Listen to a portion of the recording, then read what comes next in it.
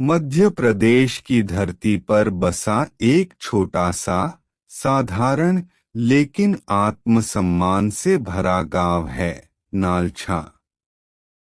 यह गांव बड़े शहरों की तरह चमकता नहीं, लेकिन यहाँ के लोगों के दिल बहुत बड़े हैं। इसी गांव में रहता था एक युवक जिसका नाम था मुकेश।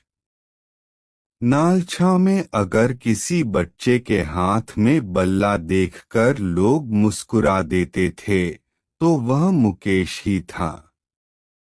बचपन से ही उसे क्रिकेट से प्रेम था।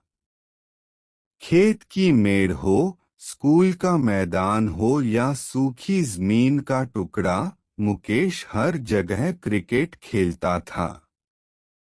लोग मजाक में कहते थे, ये लड़का किसान नहीं, क्रिकेटर बनेगा। मुकेश मुस्कुरा देता था, क्योंकि उसके दिल में सच में यही सपना था। मुकेश का परिवार साधारण किसान परिवार था। उसके पिता मेहनती थे, लेकिन किस्मत हमेशा साथ नहीं देती थी। खेती से जो थोड़ा बहुत मिलता, उसी से घर चलता था। मुकेश पढ़ाई के साथ साथ खेत में पिता की मदद करता और शाम को अभ्यास करता। उसका सपना बड़ा था, लेकिन वह जानता था कि बिना मेहनत कुछ नहीं मिलता। समय ठीक चल रहा था, लेकिन अचानक पिता की तबीयत खराब रहने लगी। पहले हल्का बुखार, फिर कमजोरी और फिर लंबा इलाज। इलाज के लिए पैसे चाहिए थे। मजबूरी में परिवार ने गांव के साहूकार से कर्ज लिया। सोचा था, अगली फसल आएगी तो चुका देंगे। लेकिन उसी साल बारिश धोखा दे गई। फसल आधी भी नहीं हुई।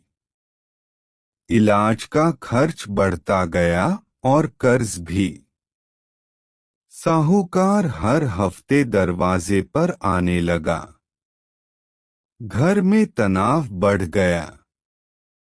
माँ चुप चुप रहने लगी, पिता खुद को बोझ समझने लगे और मुकेश का बल्ला धीरे धीरे कोने में पड़ा रहने लगा। उसे लगने लगा कि क्रिकेट अब सिर्फ सपना ही रह जाएगा। एक दिन उसने देखा कि उसकी माँ अपने पुराने गहने हाथ में लेकर सोच में डूबी है। मुकेश समझ गया, हालात बहुत खराब हैं। उस रात मुकेश सो नहीं पाया। वह घर से बाहर निकला और गांव के छोटे मंदिर के पास बैठ गया। आसमान में तारे थे, लेकिन उसके मन में अंधेरा था। उसने धीरे से कहा, बाबा, अगर मेरी जिंदगी में सच में कोई रास्ता है, तो मुझे दिखा दीजिए। उसके मन में तभी बाबा खाटू श्याम जी का नाम आया। उसने कई बार सुना था कि जो टूटे दिल से श्याम को पुकारता है, बाबा उसे खाली नहीं लौटाते। उसी पल उसने तय कर लिया कि वह खाटू धाम जाएगा।